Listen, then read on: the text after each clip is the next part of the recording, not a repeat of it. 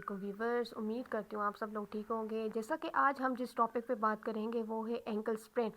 Sprain basically बहुत सारी areas का होता है, लेकिन आज हम जिस टॉपिक पे बात करेंगे वो है एंकल स्प्रेन। एंकल स्प्रेन जो कि बहुत ज़्यादा कॉमन है। स्प्रेन हम मोच को कहते हैं। जैसा कि आप लोग जानते ही होंगे कि जो लोग स्पेशली एथलीट्स आ जाते हैं, जो प्लेयर्स आ जाते हैं, या फिर कोई भी गेम्स के अंदर जो लोग पार्टिसिपेट करते हैं, तो उनके अंदर जो है वो एंकल स्प्रेन क्या होता है, बहुत ज़्यादा कॉमन है। सडनली जो है वो ट्विस्टिंग हो जाती है, टर्निंग या रोलिंग हो जाती है किसी भी ऑकवर्ड पोजीशन के अंदर, उसमें क्या होता है, स्प्रेन हो जाता है। जैसा कि हम देख रहे हैं कि जो sprain ankle is an injury that occur when your roll twisting और turning your ankle is in awkward position. This can stretch और tear the tough band of tissue ligaments that help hold your ankle bone together. Basically जो ankle sprain आ जाता है कब होता है, जब कभी भी रोलिंग ट्विस्टिंग या टर्निंग हो जाती है एंकल की किसी भी ऑकवर्ड पोजीशन के अंदर। और इसके अलावा दिस कैन स्ट्रेच या टेयरिंग हो जाती है जो टफ बैंड्स या टिश्यूज़ होते हैं या लिगामेंट्स होते हैं जो कि होल्ड करके रखते हैं एंकल बोन को। लिगामेंट्स का काम क्या होता है, ये बोन को बोन से कनेक्ट करते हैं, और इसके अलावा जो लिगामेंट्स का काम होता है वो स्टेबलाइज करते हैं जॉइंट्स को, और इसके अलावा वो प्रिवेंट करते हैं जो भी एक्सेसिव मूवमेंट्स होती है एंकल पे। और इसके अलावा जो एंकल स्प्रेन कब अकर होता है, जब कभी भी लिगामेंट्स पे एबनॉर्मल स्ट्रेस पड़ता है, और नॉर्मल रेंज ऑफ मोशन से जब ज़्यादा स्ट्रेस पड़ता है या फिर फोर्स पड़ती है तो उस वजह से भी ये टोन होता है। इसके अलावा जब कभी भी कोई इंजरी हो तो उस वजह से भी जो है वो स्प्रेन हो सकता है। इसके अलावा जैसा कि हम पिक्चर के अंदर देख सकते हैं, ये बोन्स आ जाती हैं एंकल की। फिबुला होती है, टीबिया होती है जो कि लार्जेस्ट बोन आ जाती है। इसके अलावा लिगामेंट्स आ जाते हैं एंकल के, इंटीरियर टेलोफिबुलर लिगामेंट, इसके अलावा कल्केनियो फिबुलर लिगामेंट, इसके अलावा इंटीरियर टेलोफिबुलर लिगामेंट, मीडियल लिगामेंट्स आते हैं। जितने भी लिगामेंट्स आते हैं इसका काम क्या होता है, ये स्टेबिलिटी प्रोवाइड करता है, और इसके अलावा प्रिवेंट करते हैं ताकि कोई भी एबनॉर्मल या एक्सेसिव मूवमेंट्स ना हो एंकल पे, एक्सेसिव मूवमेंट्स ना हो फुट पे। और इसके अलावा जब कभी भी लिगामेंट्स किसी भी लिगामेंट्स का टेयर हो सकता है। अब डिपेंड करता है कि पेशेंट किस कंडीशन के अंदर है, उसका किस पोजीशन के अंदर उसका पाँव जो है वो ट्विस्ट हुआ है, मीडियल हुआ है, लेटरल हुआ है, किस लिगामेंट्स का टेयर हुआ है, इंटीरियर टेलोफिबुलर लिगामेंट्स का हुआ, या कल्केनियो फिबुलर लिगामेंट्स का हुआ, या फिर इंटीरो टेलोफिबुलर का हुआ है, या मीडियल लिगामेंट्स का हुआ है। ये पेशेंट की कंडीशन को देख के आप उसको डायग्नोज कर सकते हो। इसके अलावा जब कभी भी आपको एंकल स्प्रेन होगा तो उसके साइन सिम्टम ये होंगे, बहुत ज़्यादा पेन होगा, स्वेलिंग होगी, ब्रूजिंग होगी। इसके अलावा लिमिट हो जाएगी ability to move the affected joint, आप उस पर मूवमेंट नहीं कर सकोगे।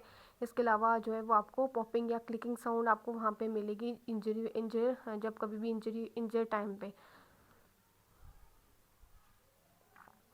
इसके अलावा डॉक्टर्स को आप कब दिखा सकते हो, माइल्ड स्प्रेन अगर हुआ है तो आप ट्रीट कर सकते हो उसको होम के अंदर। लेकिन बट इंजरी अगर काज हुई है, इंजरी की वजह से क्या होता है, अगर स्प्रेन काज हुआ है तो आप या फिर कोई भी सीरियस इंजरी हुई है तो आप डॉक्टर्स को दिखाएं जब आपको लगे कि आप अपना पाँव जो है वो ज़मीन पे नहीं रख सकते, आपको बहुत ज़्यादा पेन हो रहा है, आप उस पर वज़न नहीं डाल सकते, या फिर आपको उस एरिया पे बहुत ज़्यादा पेन हो रहा है, बोन्स पे या जॉइंट्स वगैरह पे, या फिर आपको नमनेस फील हो रही है उस एरिया पे, तो आप डॉक्टर्स को ज़रूर दिखाएं।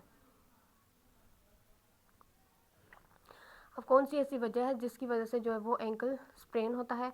स्प्रेन अकर होता है जब कभी भी ओवर एक्सटेंशन हो, या फिर टीयरिंग या लिगामेंट हो, या फिर सीवियरली स्ट्रेस पड़ा हो जॉइंट पे, तो इस वजह से भी हो सकता है। इसके अलावा स्प्रेन ऑफन अगर होता है फॉलोइंग सर्कमस्टांसेस की वजह से। एंकल पे अगर देखा जाए तो जब कभी भी वॉकिंग या एक्सरसाइजेज वॉक कर रहे हो या एक्सरसाइज कर रहे हो किसी भी अनइवन सर्फेसिस पे जिसमें जो रफ एजेस हैं या फिर रफ ग्राउंड है, उस पर आप जो है वो वॉक वगैरह कर रहे हो, या फिर लैंडिंग कर रहे हो, या फिर ऑकवर्ड पोजीशन के अंदर आप जंपिंग कर रहे हो, तो उस वजह से भी हो सकता है। नी पे देखा जाए तो pivoting during in athletic activity. Wrist पे देखा जाए तो जब आप लैंडिंग कर रहे हो landing on in over stretch hand during fall. Landing के दौरान जब ओवर स्ट्रेच हो जाते हैं हैंड का, जब आप गिर जाते हो। इसके अलावा थंब पे जो है वो स्कीइंग इंजरी होती है जब कभी भी आप स्नो पे क्या कर रहे होते हो, स्कीइंग का इंजरी हो सकती है जब आप वहाँ पे लैंडिंग वगैरह कर रहे हो, या फिर ओवर एक्सटेंशन जब आप खेल रहे हो तो रैकेट्स के साथ, या फिर स्पोर्ट्स के अंदर, या फिर कोई टेनिस गेम्स वगैरह खेल रहे हो, ये भी एक वजह हो सकती है। इसके अलावा कौन से ऐसे रिस्क फैक्टर्स हैं जिनकी वजह से जो है वो स्प्रेन, कौन से रिस्क फैक्टर जो कि कंट्रीब्यूट करते हैं स्प्रेन के अंदर। इन्वायरमेंटल कंडीशन भी हो सकती है, अगर आया वो स्लिपरी या अनइवन सरफेसेस है, वहाँ पे बारिश की वजह से वो एरिया बहुत ज़्यादा स्लिपरी है, या फिर अनइवन सरफेसेस है, खड्डे वगैरह बने हुए हैं, या फिर उस वजह से भी आप इंजरी से प्रोन हो सकते हो। इसके अलावा फटीग, जब कभी मसल टाइट हो, या फिर less likely to provide the good support for your joint. When you are tight you are more likely to come to force that could stress a joint. इसके अलावा मसल बहुत ज़्यादा week हैं, या फिर जो कि प्रॉपर जो है वो स्टेबलाइज नहीं कर सकते फुट को। और इसके अलावा तब भी जो है वो ये भी एक फैक्टर हो सकता है, उस पर ज़्यादा स्ट्रेस पड़ रहा है, तो उस तरह भी इंजरी के चांसेस हो सकते हैं। पूरे इक्विपमेंट वगैरह आप यूज़ कर रहे हो, लिफ्टिंग या फिर पूली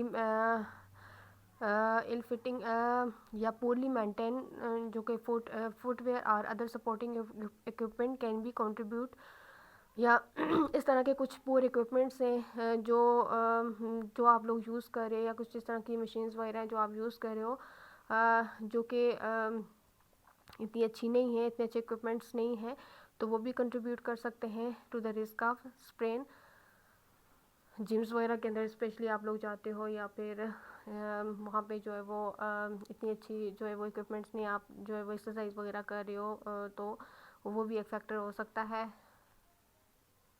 इसके अलावा ग्रेड्स ऑफ स्प्रेन, जब पेशेंट आता है तो देखते हैं कि किस ग्रेड्स की उसको इंजरी है।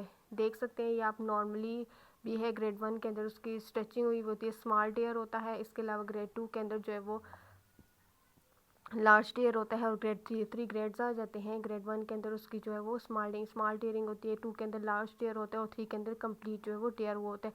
जैसा कि आप पिक्चर्स के अंदर देख सकते हो, ये हेल्दी है, और ये ग्रेड 1 के अंदर हल्का सा ये टियर हुआ है, और ग्रेड 2 के अंदर देख सकते हैं कि टियर थोड़ा सा लार्ज है। ग्रेड 3 के अंदर कंप्लीट जो है वो टियरिंग हुई है। अब आप पेशेंट को क्या ट्रीटमेंट दे सकते हैं? रेस्ट करवाएं, क्योंकि एक्यूट इंजरी है, इन्फ्लेमेशन वगैरह, तो उसमें आप रेस्ट करवाएंगे। अवॉइड करें कोई भी एक्टिविटी ना हो जिसकी वजह से पेन हो, स्वेलिंग या डिस्कम्फर्ट हो। आइसिंग वगैरह यूज़ करते हैं, इन्फ्लेमेशन हुई भी है, आइस पैक यूज़ कर सकते हैं। Ice slash bath immediately 50 to 20 minutes and repeat every 2 to 3 hours while जब आप जागते हैं।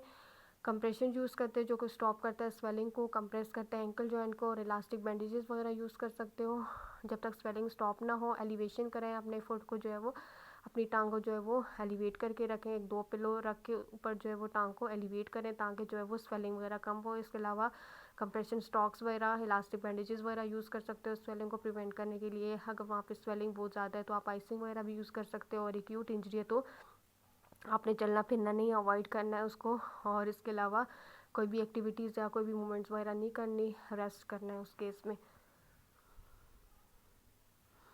जैसा कि आप देख सकते हैं, इसके लिए जो फार्मूला है, राइस का फार्मूला यूज़ करते हैं, एंकल स्प्रेन हो, रेस्ट करते हैं, आइसिंग करते हैं, कंप्रेशन यूज़ करते हैं, जो कि इलास्टिक बैंडेजेस होते हैं, कंप्रेशन स्टॉक्स होते हैं, वो यूज़ करते हैं स्वेलिंग को प्रिवेंट करने के लिए। इसके अलावा एलिवेशन करते हैं 1-2, जैसा कि आप पिक्चर के अंदर ये देख सकते हो, नीचे 1-2 क्वेश्चन वर्क के आप अपने लेग को एलिवेट कर सकते हैं ताकि आप स्वेलिंग को प्रिवेंट कर सकें। Thank you so much. अगर आपको मेरी वीडियो पसंद आए तो आप उसको लाइक करें, सब्सक्राइब करें, और प्लीज़ उसको शेयर करें। और अगर आपका कोई भी क्वेश्चन हो तो आप कमेंट सेक्शन के अंदर मुझसे पूछ सकते हैं। Thank you so much.